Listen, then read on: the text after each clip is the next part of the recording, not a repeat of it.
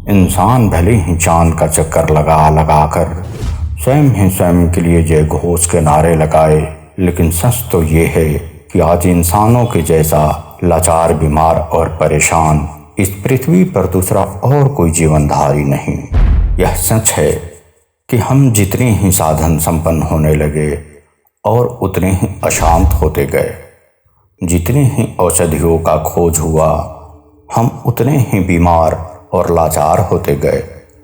वैर, वैमनस्यता, हिंसात्मक चेष्टाएं, निज स्वार्थता, धन पद की लोलुपता और भविष्य में असुरक्षा के भय से वशीभूत हुए सब कुछ पा लेने की चेष्टा में हर कोई भागा जा रहा है। भागना, दौड़ना, कभी पाना तो कभी खोना, हंसी की खिलखिलाहट तो कभी दर्द भरी कराह, ताउम्र यही वर्तुल चलते रहता है। सुख दुख का यह क्रम निरंतरता के साथ तब तक जारी रहता है जब तक हम अपने केंद्र को नहीं जान लेते। कारण कि मनुष्य प्रकृति की विशिष्ट रचना और एक ऐसा अभिव्यक्त स्थिति है जहाँ से वह चाहे तो परम सत्य को जानकर सदा के लिए सारे दुखों से पार पहुँच जाए, या फिर दुख के काल चक्र में ही घूमता रहे। किंतु प्रकृति सदा ही हमसे उन सारे रहस्यों का उद्भेदन कराकर हमें मुक्ति के मार्ग पर बढ़ने को प्रेरित करती है। अतः पा लेने की चेष्टा में हम सत्य विमुख ना हो जाएं, इसलिए हमारे जीवन में खो देना आ जाता है। परंतु हम अपने ही खेल में रमे हुए बच्चों की भांति प्रकृति के किसी भी इशारे को कभी भी समझ नहीं पाते और दुखों के भंवरजाल से निकलने के लिए चेष्टा ही नहीं करते, बल्कि यह सोचकर कि कुछ और अधिक प्राप्त कर लेने पर सुख मिल जाएगा, फिर से कुछ और पा लेने की चाह लिए दौड़ जाते हैं।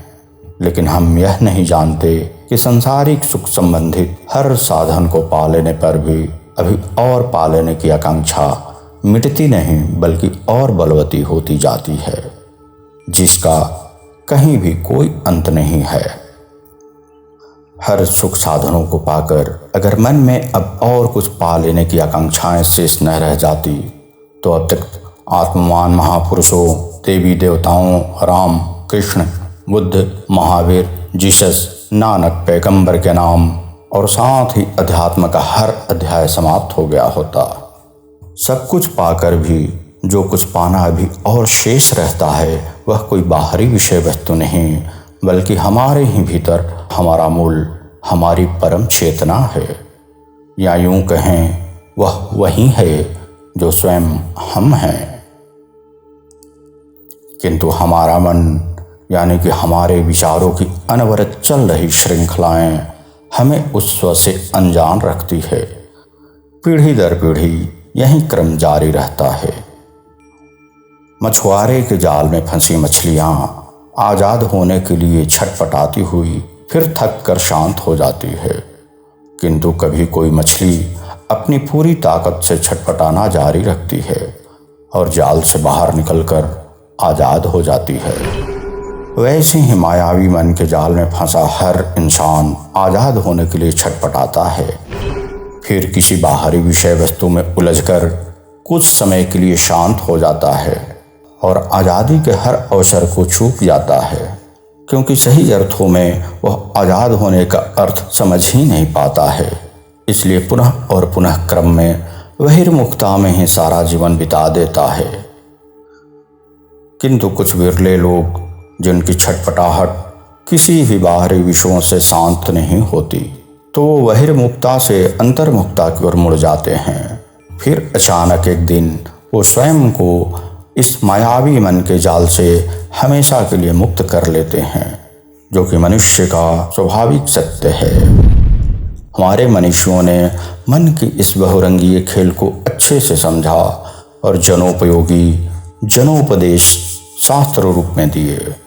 किंतु हम आधुनिकता की उपलब्धियों से इतने वशीभूत होते गए कि ना सिर्फ अपनी संस्कृति संस्कारों को भुलाया, बल्कि उन्हें ठुकरा भी दिया।